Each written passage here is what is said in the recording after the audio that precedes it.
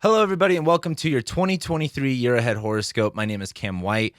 Today, we're going to be going into all of the major transits of 2023 and talking about them in depth. We have a very, very big year ahead of us. This is going to be quite a long video, so make sure you buckle up, get your planner out, or whatever calendar system you're going to be using to get ready for this year, because there's a lot to go over. So, first off, let's talk about how this video is going to work. So first, I'm going to be going over the highlights of 2023, just of the major transits to pay attention to along with their dates. I'll be going more in depth with them, into them as we go along in this video. However, just opening up with what to really look forward to.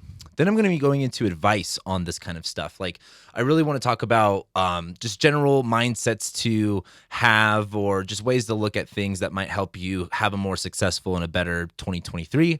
Then we're going to be going quarter by quarter, and I'm going to be going over the highlights of each quarter, but then I'll be pulling up the chart and we'll go day by day, but just quarter by quarter essentially. And then after this is done, I want you to watch your rising sign horoscope.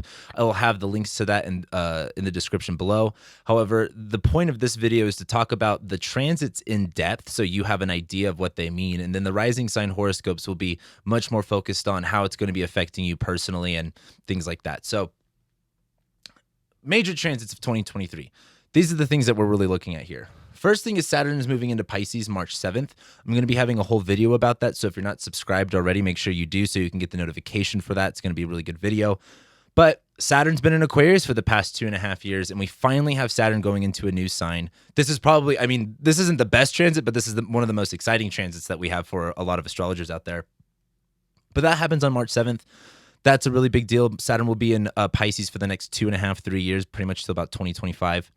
Then as we get to the second quarter, I think the big thing to remind you guys here too is it's quarter 2 and quarter 3 are the absolute biggest parts of this year. The spring and summer have a lot going on. But Pluto moves into Aquarius. I did a whole episode about this. In fact, I'm actually going to be making another episode about it on my podcast, The Delineation. I'll have a link to that in the description below. If you haven't listened to that yet, make sure you check it out. Trigger warning, it's pretty heavy stuff, and I'll be diving a little bit into it today, but it's some pretty intense stuff. The other thing we have to look forward to is Jupiter moving into Taurus. Now, once we actually go into the dates, I'll talk a little bit more about this, but Jupiter is going to fly through the sign of Aries for the first couple months, but then it's going to land in Taurus where it's going to stay. It will not go back into Aries. This is the best part of the year, in my opinion. This is a really, really awesome transit, and I'm going to talk more about it. This is like the highlight. Then as we get more towards the summer, we're going to have the North Node ingress into Aries and the South Node ingress into Libra. The nodes represent where the eclipses are at any given time. And so as we get into the summer, the eclipses will move from Taurus and Scorpio into Aries and Libra. And of course, I'll be diving more into that. But then the only thing really left as far as a highlight is the Venus retrograde in Leo that we have this year. That starts on July 22nd. And that's really the last big thing. Venus will be in the sign of Leo for 5 months. So I believe it's like from June until around like October. I think this is going to be really fun. I really think this is going to be a really, really fun summer, a really, really exciting summer of growth and value. And that kind of brings me to some of the advice I wanted to get into. Trust the process this year. With Saturn going into Pisces, there's going to be a lot of confusion around a lot of things. Saturn is the planet of truth or not necessarily truth, but reality. And in the sign of Pisces, Pisces is very distorted. It obfuscates things. And Neptune is also in the sign of Pisces. So when you have Neptune, the planet of like confusion and mysticism, and the planet Saturn, the planet of reality, coming together, things can get really confusing. And Saturn's all about processes. Saturn's all about infrastructure. Saturn's all about time and maturity and things like that. And I think with Saturn and Pisces, there's going to be this moment of really looking within for the answers. And I think it's going to be about trusting the process. And that leads me to my second thing. Question your limiting beliefs and being open-minded. Because in that act of trusting the process, I think it's going to be really difficult to do. And it's going to require you to be open-minded to solutions. And that's going to call into question any limiting beliefs that you have. The sign of Pisces is all about beliefs, right? And Saturn can bring a big limitation to it. Saturn can bring, a wall, a barrier, something that's getting in the way. So I think a lot of this year is just kind of getting over your limiting beliefs, being more open-minded as to how you can find solutions to your problems. The other is do the deep work. This is a very deep year. There's a lot of reward for a lot of people this spring and summer. There's a lot of good things happening, but I think it's going to take a moment of getting really serious and, not just taking, this is why I wanted to say trust the process. Like, work your process, work your plan, but you have to do that work that gets involved with it, right? Like, you have to put your heart and your soul into it. And so if you haven't read Cal Newport's book, Deep Work, I really recommend it. It's really good. And I think that would be really good advice to take through this year. Believe in growth. This is funny because this is to put it in economic terms, this is a bull year. This is a very bullish year. And yes, I do mean that for Bitcoiners out there and even the stock market. Of course, the stock market's going to be a little bit shaky, but this is a lot of growth is happening this year, and you'll understand why when I talk about it. But I think in order to get that growth and to get that abundance, you have to kind of believe in it, and you have to trust that process in order to get there. Increase value and quality. This is really big. So much of this year of quarter 2 and quarter 3 are focused on value. That's focused on, quality. It's focused on, enjoyment, and what are your beliefs around it? What are your beliefs around, your ability to get the things that you want? What is your beliefs around what quality of life you deserve to have? So much about value and quality is going to be coming up. And of course, I'll be diving more deeper into that. And pay attention to technology and social control. So this might sound a little weird for some of you guys, but Pluto in Aquarius is going to be a really big shift in the world, so to say. And I know that sounds really dramatic, but I'm not kidding when I say that. And where you're going to be seeing this is through technology. And I'm going to be talking more about it, but Pluto rules things like, corruption, corporations, government, and that planet that rules that is going into the sign of Aquarius, of a technology, of people, of society. And so if you are someone who is really plugged into the system, this would be a really good year as to maybe finding alternative routes and looking at technology and looking at, control of people through technology. Looking at it through a more skeptical lens, I think will really make more sense of everything that's going on during this time. So that brings us to quarter 1. And we're going to be going into, again, I'm going to highlight each quarter, and then we're going to be going day by day. So the big highlights of quarter 1 are really simple. Here in January, we're going to be having Mars stationed direct and Mercury stationing direct. Now, I'm going to come back to this because I want to show you guys something.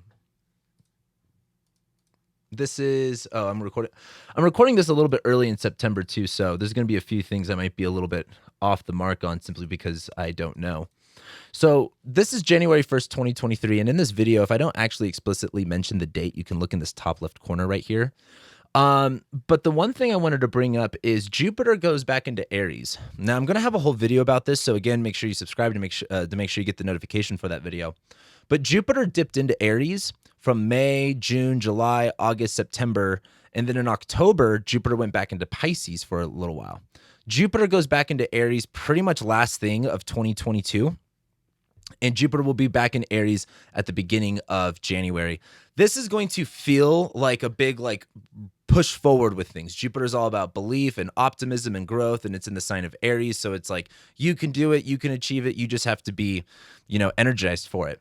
And I think that's where the problem is, because Mars is retrograde on the first of the year. Mars is the planet of action and drive and, doing things and ambition and things like that. But it's retrograde, it's moving backwards. And you would think, intuitively that the planet of action and moving forward, moving backwards might not be that good for moving forward. That's true.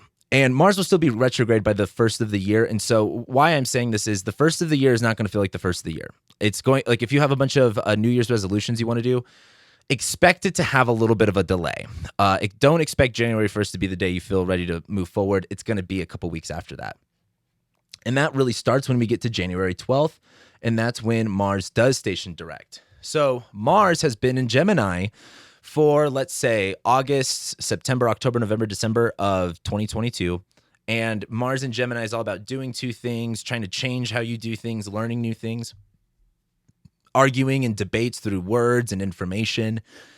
And as Mars stations direct, this is like, okay, you've gotten in the new information, you have relearned something, and now it's time to move forward based off this information that you have had, or based off of the change in your mind off of this information. And so Mars moving forward and Mars stationing direct in Gemini is a much more ambitious start. So that feeling of the new year is not going to start until January 12th. And this will feel like a big breath of relief. Is that the word I'm looking for? I think you know what I'm saying. Because Mars will be retrograde for a few months and it will feel like a lot of going backwards and a lot of frustration. And this will finally feel like something is going your way. But then Mercury stations direct, and that's happening on January 18th. Now, in this video, I'm not going to be going over like the full moons and the new moons, but I will be going over the Mercury retrogrades. And the fact that we're starting the new year with a Mercury retrograde just sounds like it's a transitional phase. But when Mercury stations direct in Capricorn, the sign of like, business, planning, achieving, and things like that, Mercury is all about, our minds, our thoughts, how we're planning things. And I feel like once Mercury stations direct in Capricorn, this is like, all right, this is the plan. This is how we're moving forward. This is how we're taking things on. And by the time we get to January 18th, things are looking pretty good. So with that being said, as we move throughout the year, that's really the biggest thing. The end of January seems a little bit more hopeful. And then we get to February and not a lot happens in February. Venus will go into Pisces. So the fun and romance part will be pretty nice, but it's still Aquarius season. It's still low energy. And really not a lot happens that is major until we get to March 7th. And on March 7th, that is when we have Saturn entering Pisces.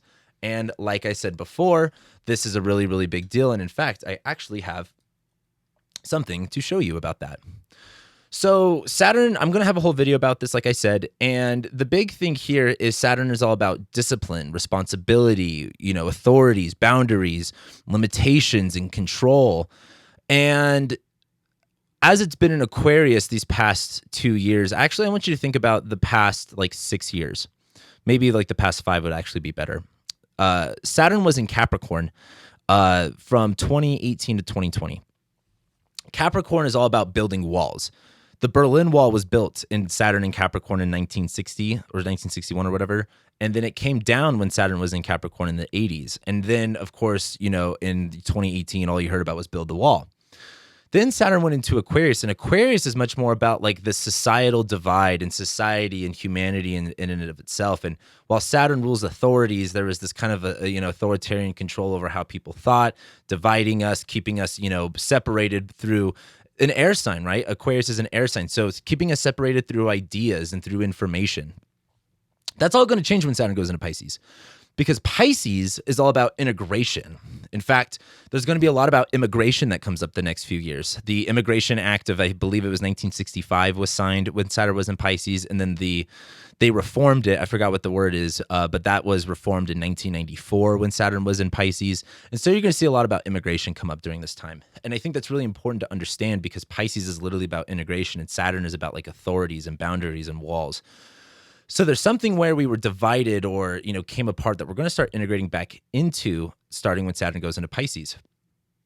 Pisces is also about adapting and spirituality and forgiveness and truth. But Saturn rules reality. And so the problem with that is Neptune is also in Pisces. And Neptune is all about mysticism and delusion and fantasy. And as Saturn goes into Pisces, there's going to be a 3-year period in which things get really confusing. What is real and what is reality is going to slowly start making less and less sense. So I think this is going to be a difficult year in the terms of like, if you're wanting to make sense of everything, that might be a little bit difficult. There might be some things that you learn that you didn't know. But a lot of Saturn in Pisces is dealing with your questioning the truth, questioning authorities. A lot of it has to do with challenges with your beliefs and soul searching. Saturn in Pisces is that moment, you go within, or at least Pisces is that moment you kind of go within and you transcend self and, you get all spiritual and woo-woo and forgive, and then you go into Aries and you're born again, right? And so Saturn going into Pisces is going to call all of that into question, and it's going to kind of force a lot of people to go through that. But that's a 3-year-long transit, right? So don't necessarily expect to just wake up one morning and get all your answers figured out, but do expect to wake up one morning and realize that there is a different area of your life where you need to take responsibility, where you need to be more mature, and that is going to be in Pisces. And of course, that depends on your chart and where that's at. But Pisces is all about, again, spirituality, religion. Pisces is all about forgiving and being jovial, being very giving, being very abundant. But it's all about adapting and changing with things. So Saturn enters Pisces March 7th, and you're going to see that on the world stage. March, I've said this ad nauseum in all of my videos as of late. March of 2023 is a big, and not just a big month like most people, most astrologers say every month or every year is a big year. March of 2023 is big. And I say that, I don't say that lightly. And so expect a lot of changes. And I know that sounds very vague in general, but this is similar to, imagine if I did you talked to me before March of 2020 and I said, expect big changes. And you were like, okay, maybe. This is similar levels. So we get into March, and this is wrapping up quarter one. Saturn goes into Pisces. And again, this is going to get much more fluid too. Saturn's very hardcore and harsh, and in the sign of Pisces, it's going to soften that up a little bit. So we're going to have to learn to adapt. We're going to have to learn how to grow, especially with our boundaries, especially with, our barriers, especially with how we discipline ourselves or how we grow. And when I say grow, I mean grow up as in like maturity, because that's what Saturn's about. So then we get to quarter two, and we have the sun going into Aries. That kicks off the spring equinox, which is the astrological new year, so to say. Excuse me, I must drink some water. So quarter two. As you can see from this gigantic list, there is a ton going on. Quarter two is crazy. It is a very, very big time. And it really doesn't stop until quarter three. Quarter three is also really big, but it's really quarter two that ramps it all up. So the first thing that we've got going on is Pluto ingressing into Aquarius. And like I said before, I have a whole podcast I did on this. This is a 20-year-long transit. Pluto will go into Aquarius this year, but later on it will dip back into Capricorn. So we're really only getting like a taste of the next 20 years, but it's very clear what this is going to look like, and I talk about that in my podcast episode. Pluto going into Aquarius, though, is a world shift. A world shift. When Pluto entered Capricorn, that was pretty much when the global financial crisis happened, the 2008 stock market crash, and all of that stuff.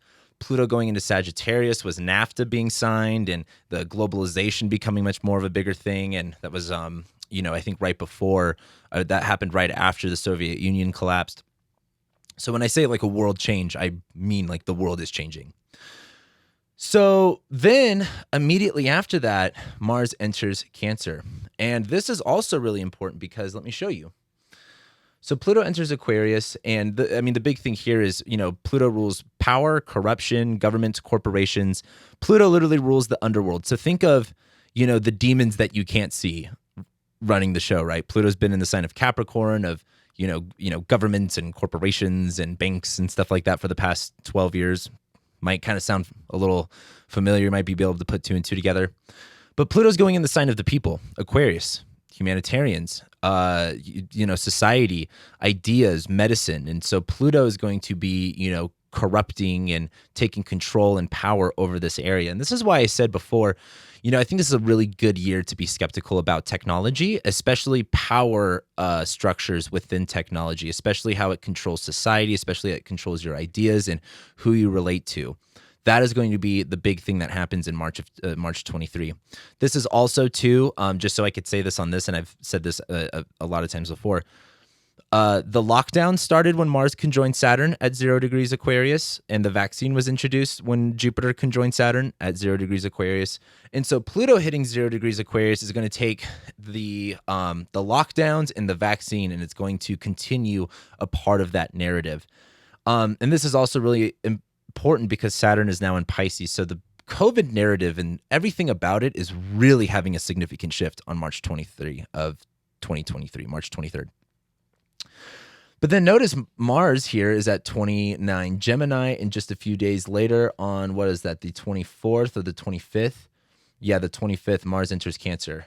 This is a big deal because Mars has been in Gemini from August, September, October, November, December, January, February, and all of March, essentially. So 8 months of Mars in the same sign. That's significant because Mars typically spends about 6 weeks in one sign. So this is not normal amount of time of Mars in one sign.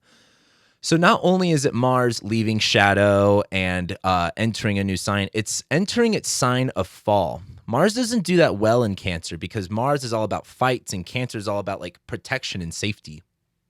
So A lot of Mars in Cancer will be about like shifting your energy from, fights and conflicts to defending and, being on more the defensive end than the offensive end, if that makes sense.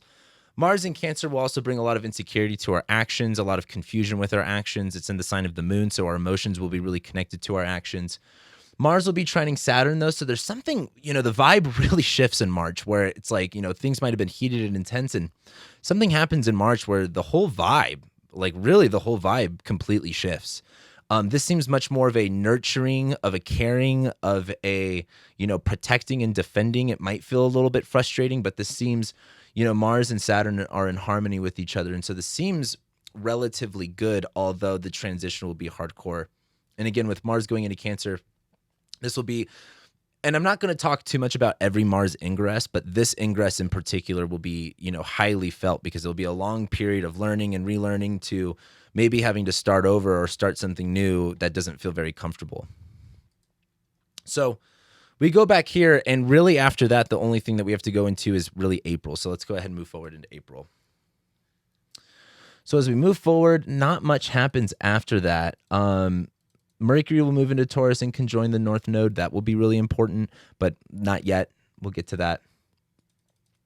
But really the big thing next is April 20th, 420. Would you look at that? We are having a total solar eclipse in 29 Aries. So let me actually show you when this happens. So this is actually on April 19th, 420, depending on where you're at in the world. But this is important because this is an eclipse.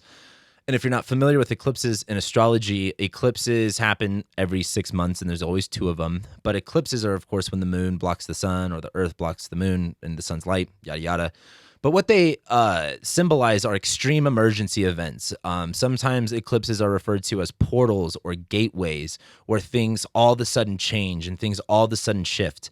This one is important because it's going to be the first eclipse in the sign of Aries. So the eclipse is in the sign of Aries, although the North Node, the thing that symbolizes where the eclipses are, is actually still in Taurus. So this is where we're going to be getting a precursor into the eclipses going into later on in 2023 and 2024. But the North Node is still in Taurus, so it still has things to do with the Taurus stuff, like, again, security, stability and things like that. But this eclipse is at 29 Aries. So this is a, think of Aries about initiating and fighting and conflict, and eclipse at 29, that aneretic, that very high degree. This seems very shaky. It seems very trembly in terms of like maybe frustration, maybe a big change happening, especially in terms of initiating or starting something. So we get this first eclipse. Again, this is going to be starting the eclipse series in Aries and Libra for the next year and a half. So really make sure you pay attention to this because this will be introducing topics into your life that will become important and prevalent for the next year and a half. So then right after that, about a day or 2 later is when we have Mercury stationing retrograde. So this is not the first Mercury retrograde of 2023, but this one's interesting because it conjoins Uranus, and Uranus is all about instability, unexpected events. Mercury retrogrades are also typically about similar things as well, delays, things not going as planned and things like that. And so with this being also in Taurus, we're talking about value, we're talking about security, stability, goods, luxuries, what nurtures us, what, gives us a good feeling. Mercury is going to be retrograding through there during an eclipse season. So this is going to be a whole rethinking of this area for ourselves. And this is important because soon here we'll talk about Jupiter is going to be ingressing into Taurus. So this Mercury's retrograde is kind of opening the door for Jupiter, essentially, kind of like getting your house cleaned up before you have guests come in. So we have that solar eclipse, and then we have that Mercury retrograde in Taurus, and then about a week later, we have the lunar eclipse in Scorpio, and this will be the last eclipse in Scorpio. Now, I did a video about the eclipses in Taurus and Scorpio. You could check it out here or maybe in the description below. That started in January of 2022. And all of 2022, the eclipses were in Taurus and Scorpio. So think of like the middle of May of 2022, and then think of the beginning of November of 2022. These were very intense eclipses, and this will be the last one of closing out that chapter. So, of course, it's much more specific to your chart. Whoops, wrong button. But again, May 5th, we get to the total. It's not actually a total lunar eclipse at all, but it's a lunar eclipse in Scorpio. And this one, what's funny is although it's in Scorpio, this is probably the nicest eclipse that we've had in this series of eclipses. They've all actually been pretty difficult and hardcore. This seems like a lot of moving on. This seems like a lot of like, yep, I'm ready to dump it. I'm ready to drain it. I'm ready to continue forward and wherever I need to go. So then after that, not much happens. Oh, I shouldn't say not much happens. I mean, we're still in May. We're still in the middle of it. But it's really on May 16th where we have the next big event, and that's Jupiter ingressing into Taurus. Now, I actually have a lot to say about this. Let me make sure I did this correctly. Oh, yeah, I had this Pluto and Aquarius slide I probably should have talked about.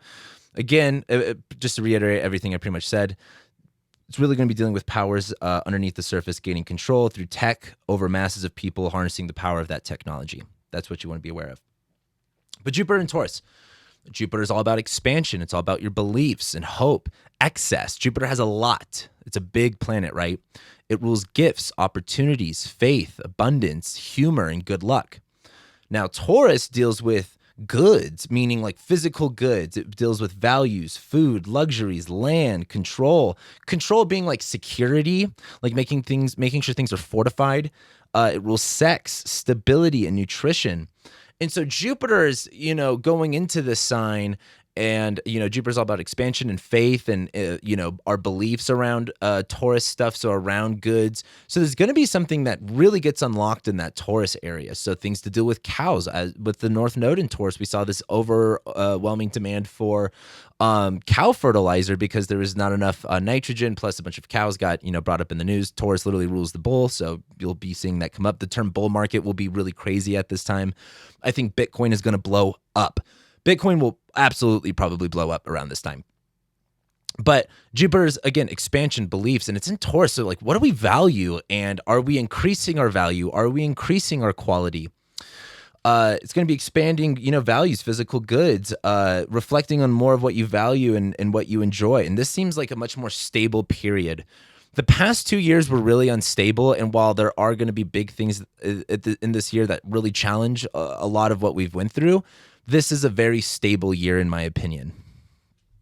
So let's go back to this slide. Jupiter enters Taurus on the 16th, but what I want you to pay attention to are these 2 days immediately after that. And the first one is Mars ingressing into Leo. So again, like I said before, I'm not always going to be talking about every Mars ingress, but this one in particular is really important because for a few reasons. One, Mars just spent 8 months in Gemini retrograde. Then it was in Cancer the whole for a couple weeks, which is not its best sign to be in. In fact, you can even argue it's its worst sign to be in.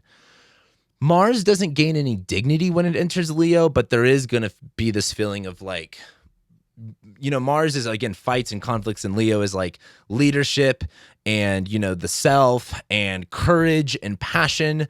So your energy is really going to take a turn for being much more ambitious and much more fiery and much more about the glory, right? And the triumph. And what's important about this is Mars will go opposite Pluto. Now, what's really juicy is in the winter of 2024, so not 2023, but 2024, there will be a Mars retrograde at this point of the sky. So there's going to be something that happens on May 20th that will be really important for the next presidential election here in America. So that's a little surprise for you there. But Mars is all about fights and conflicts, and it's going to be going opposite Pluto. These power structures and these, these corrupt entities dealing with the Aquarian stuff, right? The societal divide, technology, people. There's going to be some big pushback here. There's going to be a real big fight against it. What's important about this, too, is Jupiter is right in the middle. Mars will go opposite Pluto and square Jupiter, and Jupiter will square Pluto. So this Jupiter sense of growth and abundance is going to be getting in the way or possibly be stunted by the Pluto and Aquarius stuff.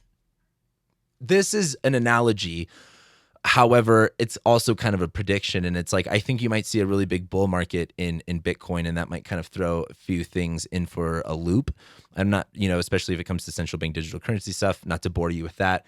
But this just seems like a really big rebellion. This seems like a really big pushback on a lot of stuff that we saw over these past few years. And so I think on May 20th, there's going to be a lot of sense of courage to fight, to continue. I think things are going to really blow up around this time. So this seems really exciting, right? And this is just after that new moon in Taurus. The moon is, freshly waxing at this point. This is a really good time, in my opinion, to really get a lot of ambitious energy underneath your belt.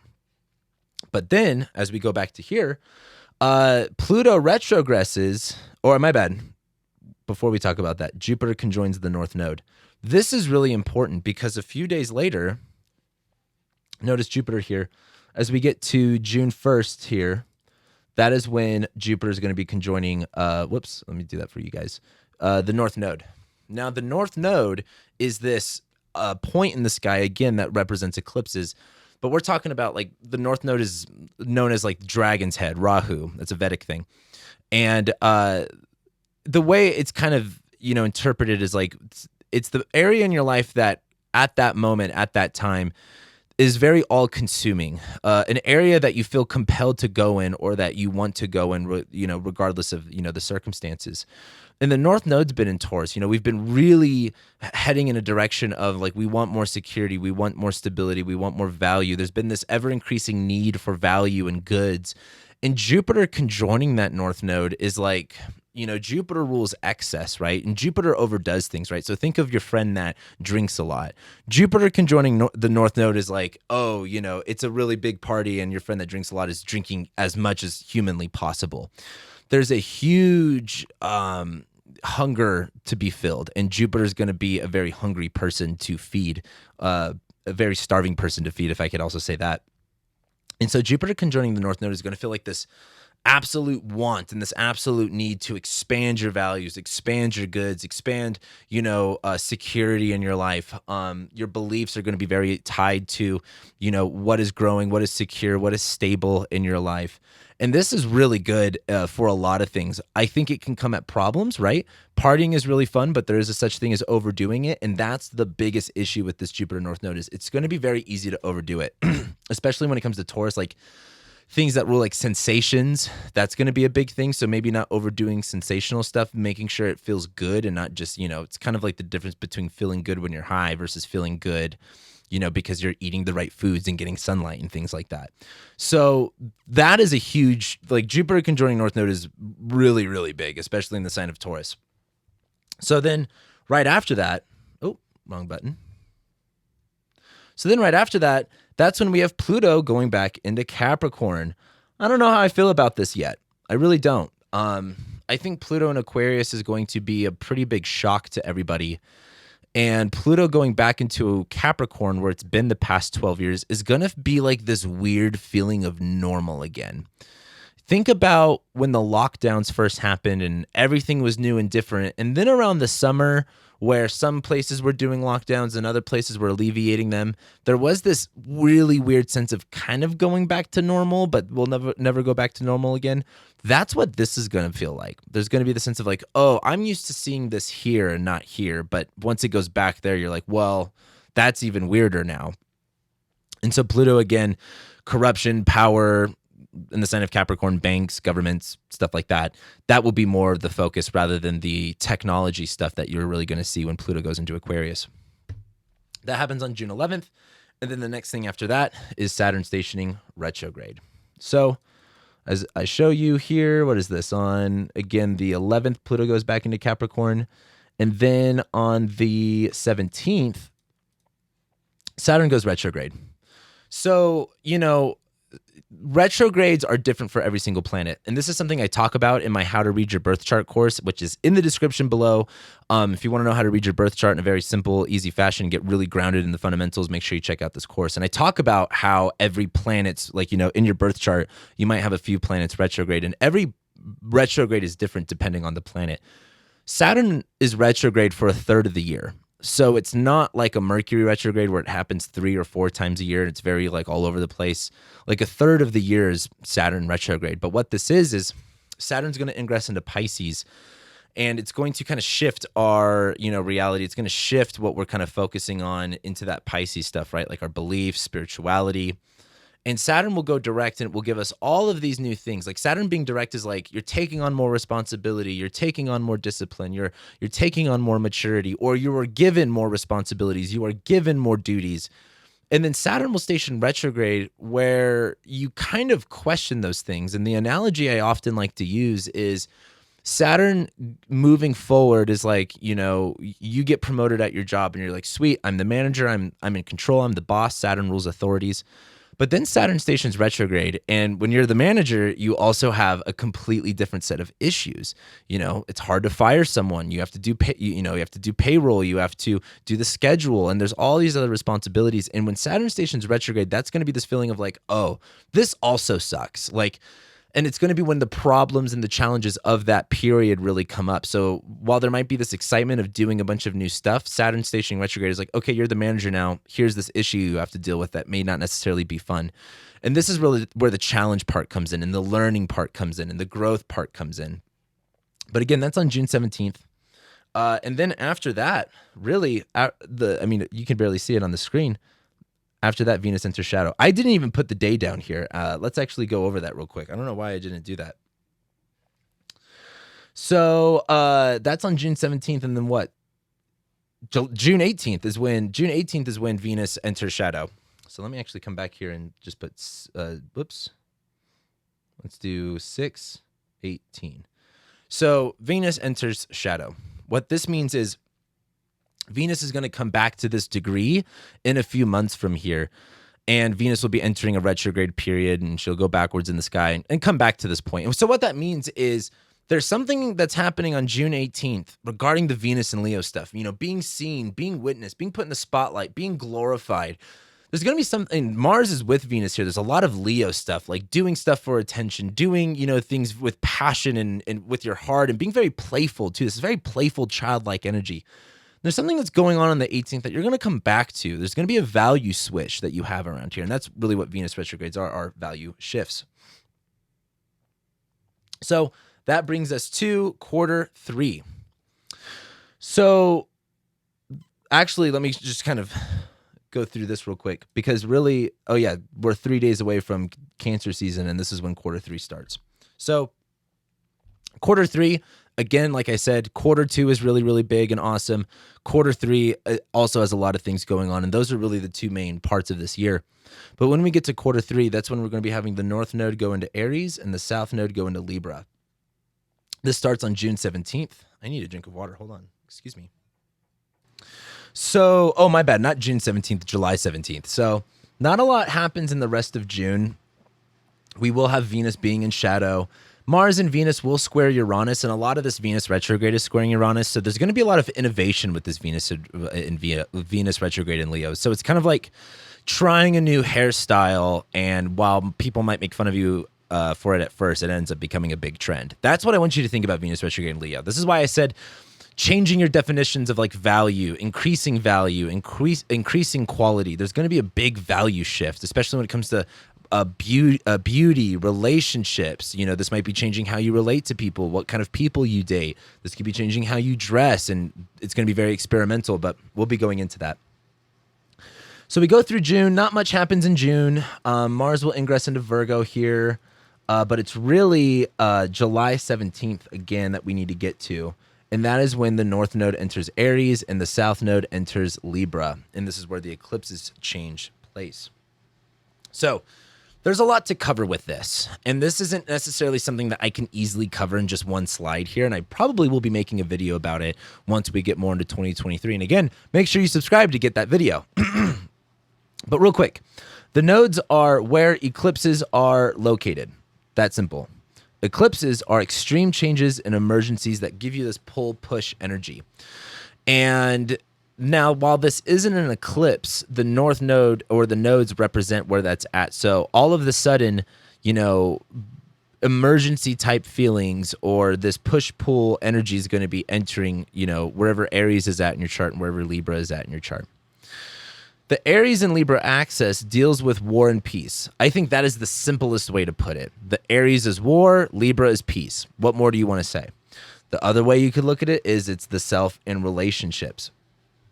Now, the North Node is a pull, it's a hunger, it's this desire for a certain direction, and it's really where your attention goes. Sometimes I like to analogize it as it's like if you had an internal compass, the North Node is like where that's pointing to. And for better or for worse, a lot of people will argue that the North Node is this amazing destiny point, and there's an argument for that. But then also when you get into like the Vedic stuff, it's not really the best thing ever. So what is true about it, though, is that there is this really big pull in a certain area. And the South Node is a drain. It's this release. It's this purging. It's kind of what holds you back or what you need to get rid of. Now, it's kind of like the way I like to analogize it is in order to North Node, you have to South Node. Something I like to think about is a arrow. So if you've ever shot a bow and arrow before, think of an arrow, and there's the, the point of the arrow, and then there's the, I believe it's the fin. And when you shoot an arrow, it actually goes like this. It doesn't just shoot straight. And this back end actually counterbalances the front end so it can actually go straight. That's how I like to think of the nodes. Now, with the nodes in Aries and Libra, this is going to be this will pull us towards being more action and conflict oriented, much more focus on the self, right? The North Node in Aries, like me, I, what can I do? What do I believe? What have I achieved? Where have I won? And the South Node in Libra is going to be releasing the old ways that we relate. That it's going to be, the old ways that we do rules and the old way of balancing things. And I think the South Node in Libra is kind of like, if you're on TikTok or social media, if you've ever seen the meme that's like, peace was never an option. That's a lot of like South Node in Libra. There's going to be this moving away from being fair and balanced and peaceful. And I know that sounds a little extreme, but on a personal level, I want you to think of, where in your life you have peace. And, think of where Libra is at in your chart. And there's something about that that's starting to go away. And it's going to force you to do the North Node in Aries thing, is take more action. And, without war, we wouldn't have peace, right? There is no peace without war. And so I think there's a lot of that kind of vibe coming into quarter 3 of 2023. So let's go back to the chart. Again, the nodes switch signs conveniently on a new moon in Cancer too. And this will feel like a really big shift. And again, make sure you watch your rising sign horoscopes, and I'll be talking about specifically how that's going to be affecting your sign. But then a few days later, we have Venus stationing retrograde in Leo. So let's go back to that real quick. So here's the thing with the Venus retrograde in Leo. Something I didn't actually write down that you should know is Venus retrogrades in the same exact sign every 8 years. So I want you to think about what was going on for you about 8 years ago. That would have been summer of 2015. What was going on for you then? Because there's something about summer of 2015 that's going to kind of repeat itself here. Astrology is all about looking at cycles, and this is another cycle. Of course, it's going to be important what house Venus rules in your chart and what Venus is doing in your chart, but there's something about 2015 we're coming back to. Venus rules over values, goods, sex, luxuries, relationships, love, connections, fun, parties, art, and music. Fun planet, right?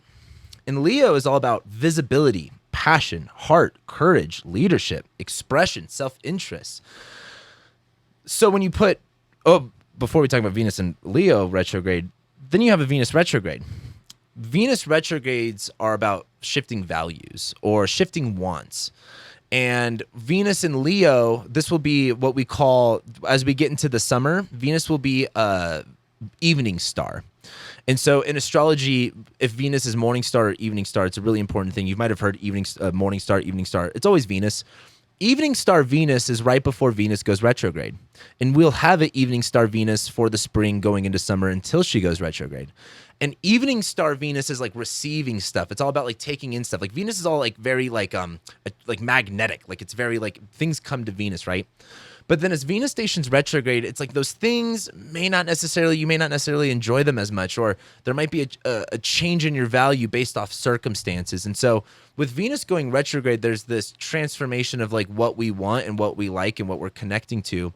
Because when Venus goes direct, which we'll be getting into later, when it moves direct and becomes morning star and begins to move forward again, this is much more about Venus going after what she wants, being like, this is what I want, this is what I want to go after, versus of just receiving it.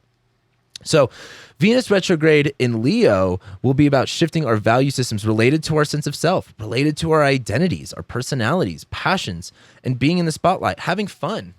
during this Venus retrograde, and I'll be talking more about this as we go on, it is going to be squaring Uranus and squaring Jupiter. And lo and behold, Jupiter is in the sign of Venus. So Jupiter is about our beliefs and what we're learning and what we're pondering about. And it just so happens to be in Venus's house. Then Venus goes retrograde. So this kind of indicates a shift in, again, our value systems. Given that Jupiter's in Taurus, we're really reflecting on our values. We're really reflecting on our wants or desires. And then Venus goes retrograde where there's a time to initiate that change. So we'll be talking more about that as time goes on. But let's go back to the sheet here. So after we have the North Node, Aries, South Node, Libra. Oh, I probably should have put Venus goes retrograde. Wow, I didn't put that. Venus retrograde on July 22nd. That's my birthday, by the way. So then right before that, though, we have Mars opposite Saturn. So this is something that happens every 2 years because, again, Mars is a 2-year type of thing. So here on July 20th, Mars goes opposite Saturn. And this is probably going to be like the roughest transit this year. And that says a lot if it's just a Mars-Saturn opposition. This will be really interesting because this will probably have more to deal with like pandemic-related stuff. But Saturn is like authorities and plans and limitations, and Mars is fights and conflicts, and they're opposite each other. They're doing two separate things, right? Saturn in Pisces is like, Saturn is about like the rules, and Pisces is like, you have to guess the rules. And Mars in Virgo is like, Mars is like, I need precise, specific instructions in order to operate. And so there's going to be some type of feeling here of, wanting to do things in a very precise manner, but not having the guidelines set out for you, not having the, the plan set out. And so there might be this moment of having to get really clear.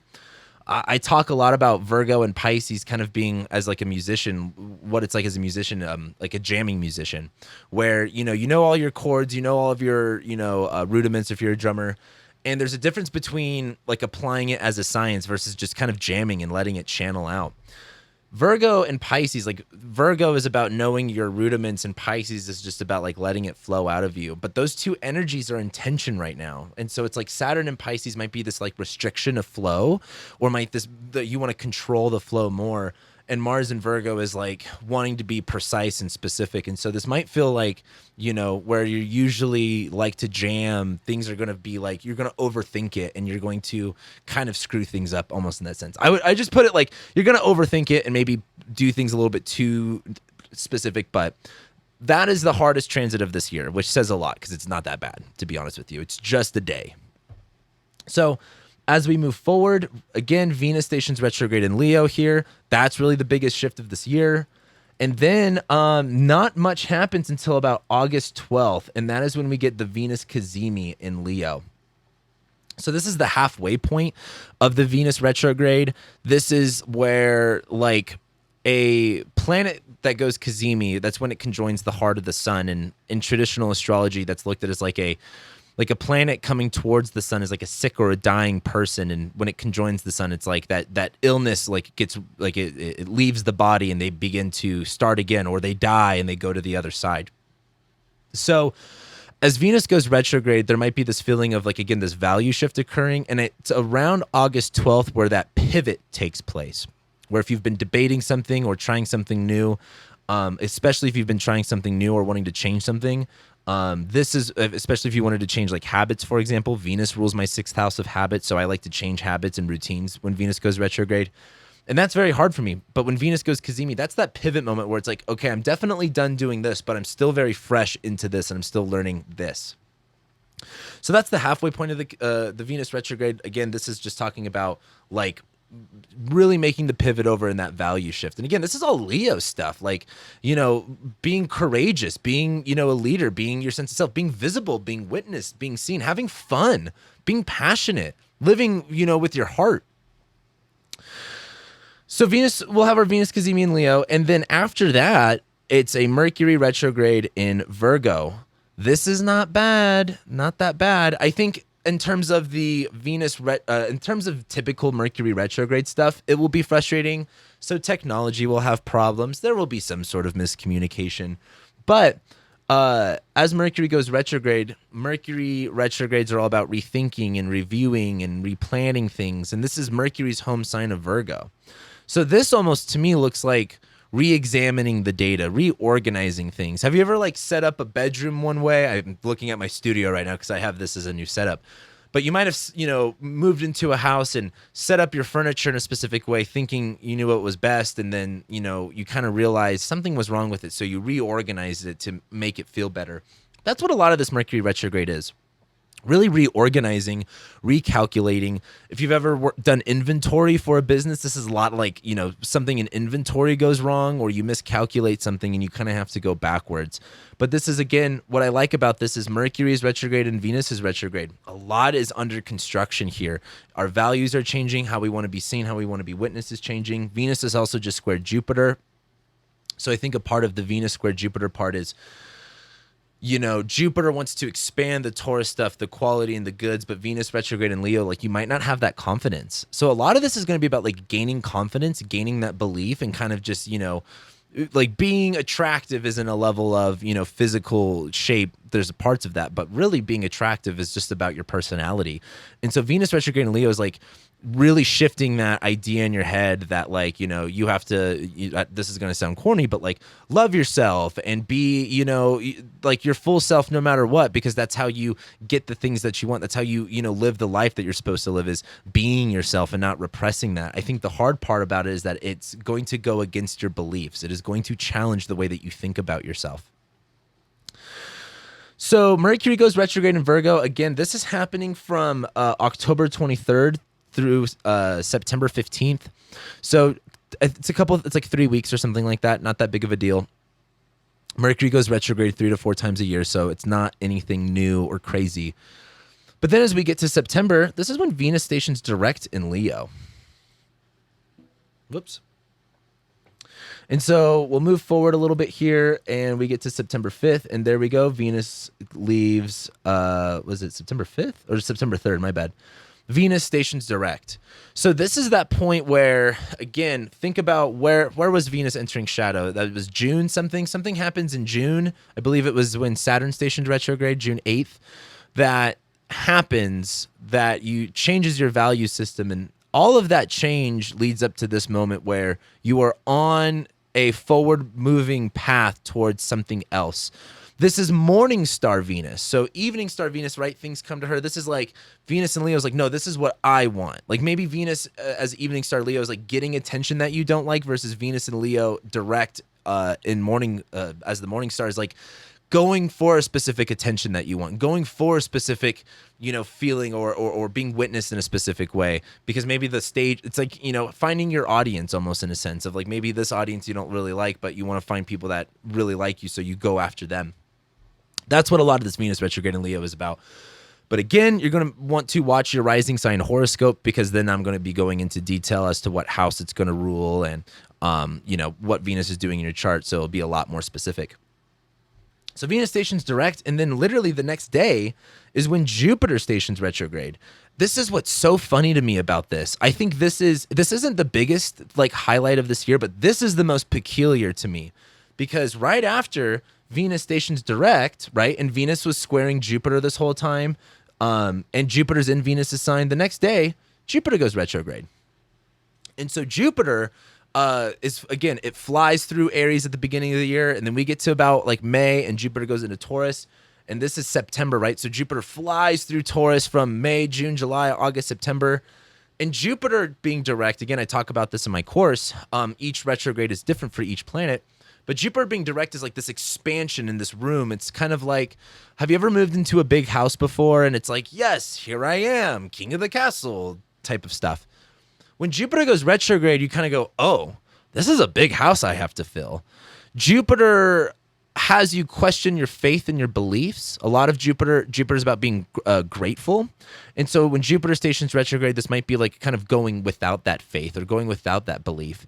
And Jupiter retrograde, Jupiter going through Taurus being direct is like this expansion of your values, this expansion of your belief. And when Jupiter goes retrograde, it's a time of reflection. It's a time of finding that gratitude within, and creating it yourself and letting go of the external circumstances that you feel like you need to have in order to have gratitude or to feel abundant. And so I think this is so funny because Venus, again, stations direct here. And it's like, all right, this is what I want. But then Jupiter stations retrograde in Taurus, where it's like, you know, there's a difference between just like thinking about it and doing it. And I think when we start to do it and Venus goes, you know, direct, I mean, this is also in the middle of a Mercury Cazimi, right? So the next day Mercury goes Cazimi. And so there's a lot of clarity on things here. When Jupiter stations direct, Jupiter stations retrograde, this is going to be, you know, there's a sense of belief about yourself that you can just kind of do anything. But when you are, this is like a questioning of your belief of like, oh, can you really do this? Oh, do you really value this? Oh, you know, are you going to, like, Venus retrograde in Leo might be easy to just kind of say, oh, I believe it, or yeah, I'm making these changes. But then when Jupiter goes retrograde, it's like, all right, well, you have to go through the process of learning, of attaining knowledge. And something I like to talk about is like Jupiter is knowledge and wisdom. And that doesn't come free. That comes at a price. And that price is typically going without that, going without the goods, going without this abundance and gratefulness or this abundance and all of these good things. And, you know, Jupiter going retrograde is like, can you still believe in yourself without all of this stuff? Can you still gain all of this stuff and still feel valuable without all of this stuff? And it's going to be a really interesting time, to say the least. But that's really the main highlights for quarter three.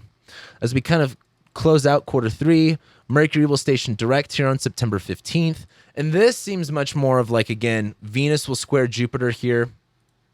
There might be something that you want or a way that you might be seen that might kind of, again, shock your beliefs, challenge your beliefs.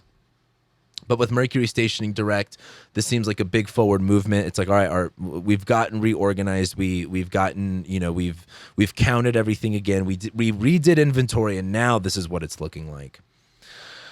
And so then the sun enters Libra, and we get to quarter four.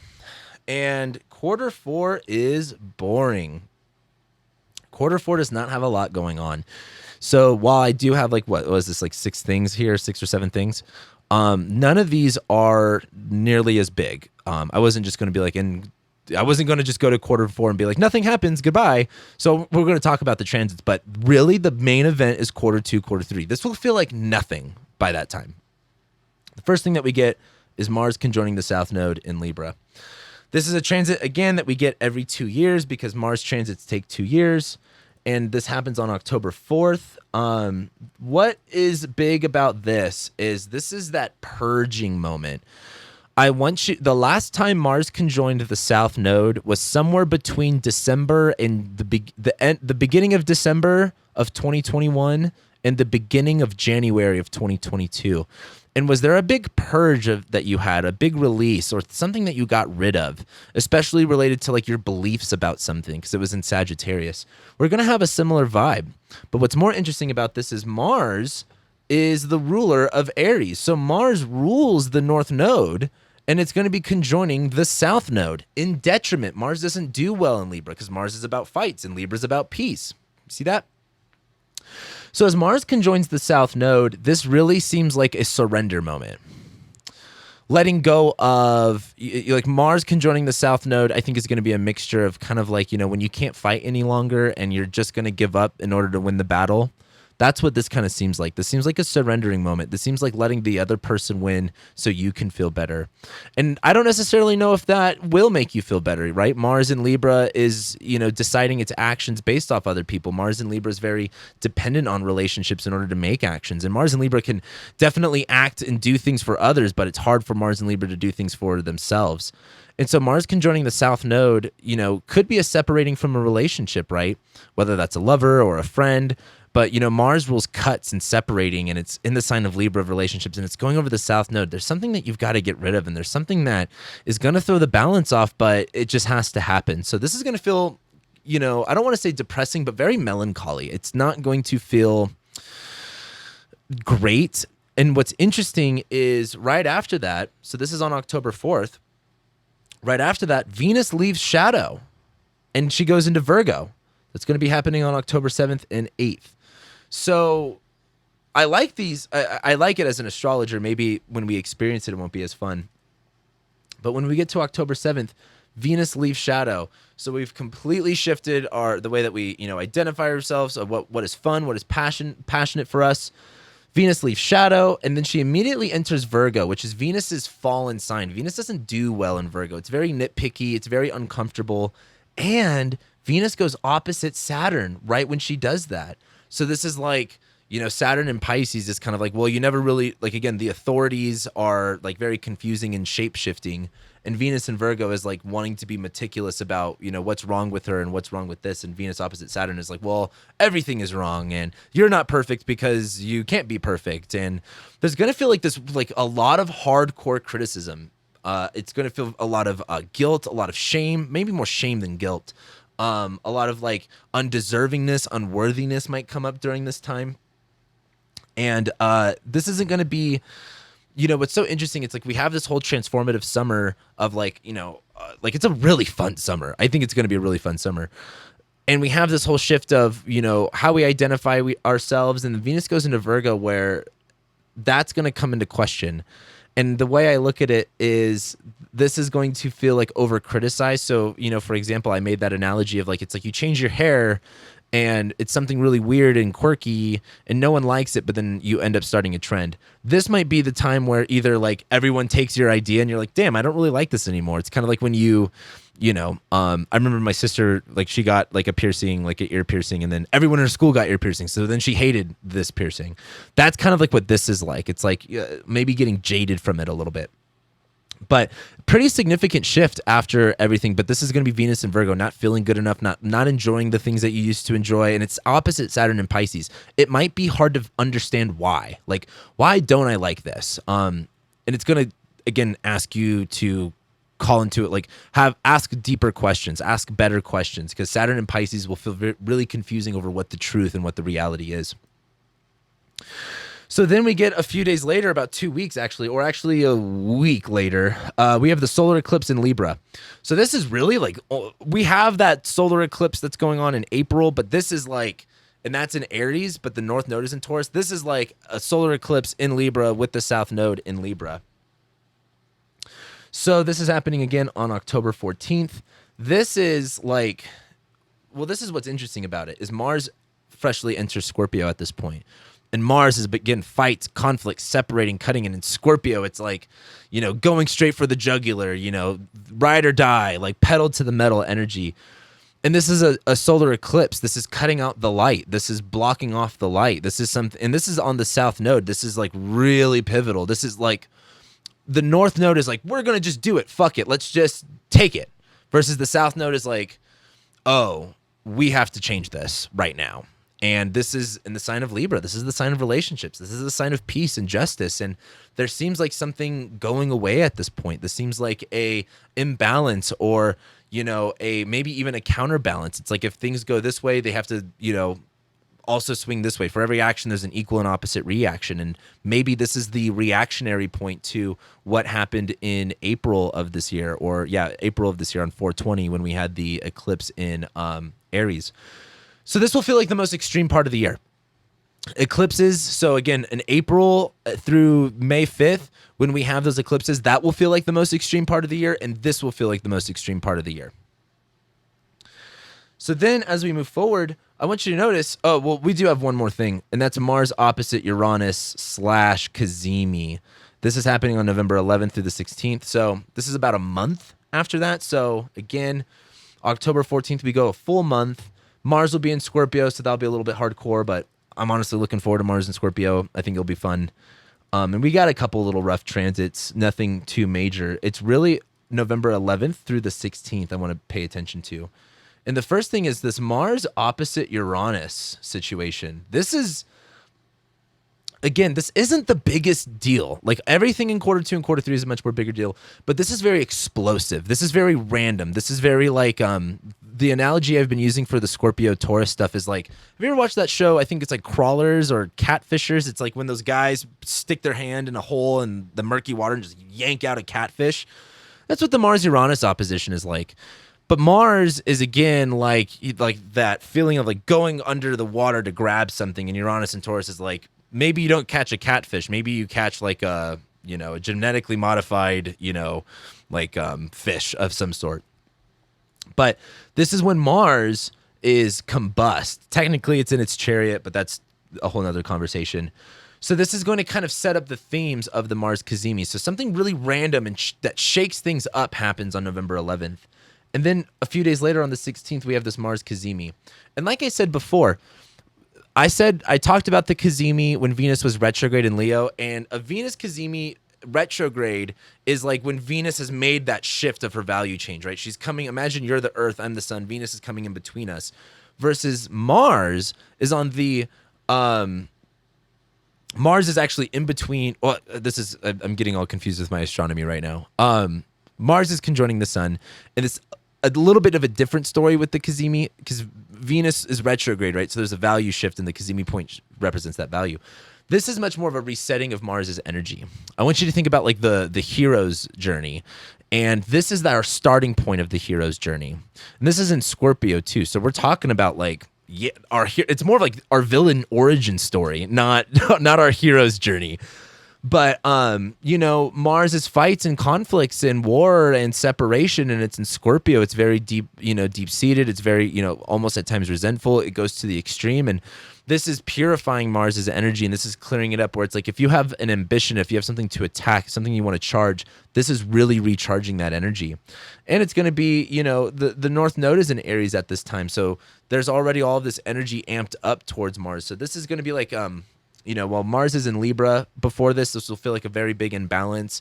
And then Mars conjoins the South Node. You have to cut something off. Then Mars goes into Scorpio when we have that eclipse in Libra. And it's like, someone betrays you, someone abandons you. And this is where it's like, again, this is the beginning of the hero's journey, but it's not the hero's journey. It's the villain origin story this time. So think in that kind of terms of like feeling betrayed or something wrong happening. And now all of a sudden you're shifted towards like, this is what I need to go for. This is what I need to attack. This is what I need revenge. And I don't mean that in a cynical way. I mean that in like, very painful events in our lives have huge, after effects. And this seems like something that might like really shift relationships. And then after this, you might be doing something else. You go through a breakup, then all of a sudden you're focusing more on your life and doing better. That's kind of like what this looks like. So after that, Mercury goes retrograde in Capricorn, and that's in December. So that's not even a month later. So I want you to think, we have that solar eclipse, October 14th. Then a month later, between pretty much on the 14th, we have the Mars opposite Uranus thing, not a big deal. And then Mercury retrograde a whole month later. That's like the 3 months of quarter four. Not a lot going on. But let's move forward to it. The really only thing is, and the Mars will go into Sagittarius. And like I said, I'm not going to be talking about every single transit here or every single Mars ingress. But Mercury will go retrograde. Now, what's important about this Mercury retrograde is this is where Mercury stationed retrograde, or my bad, this is where Mercury stationed direct earlier in the year. So remember how I said in January of 2023, Mercury stations direct? This is the same degree that it stations direct on. It goes retrograde on. So there's something about January of 2023 that we're going to come back to starting December 13th of 2023. This is Capricorn. So plans, ambitions, goals, Mercury, planning, logistics, communication, technology. This will start that really big shift. And so this seems much more of a kind of like getting your mindset ready for the new year, in my opinion. And maybe your plans will change before the new year, or your goals will change before the new year. But then after that, we get to December 30th. And pretty much right before the new year, the last thing that happens is Jupiter stations direct. So this is where all of that hopeful and, faithful energy comes back alive. And, I think it's really cool that happens on December 30th, right before the new year.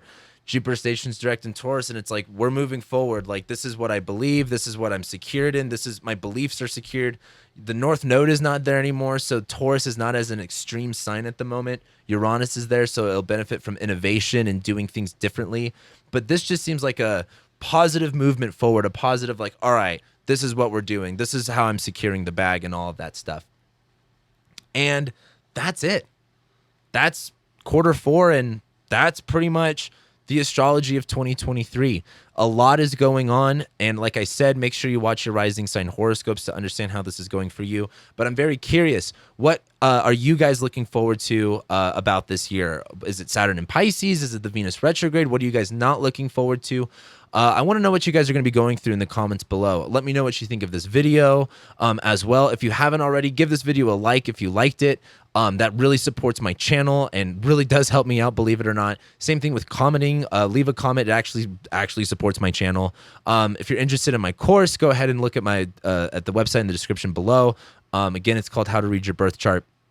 It'll teach you the fundamentals of reading your birth chart so you have a much better grasp on it and you can actually interpret it.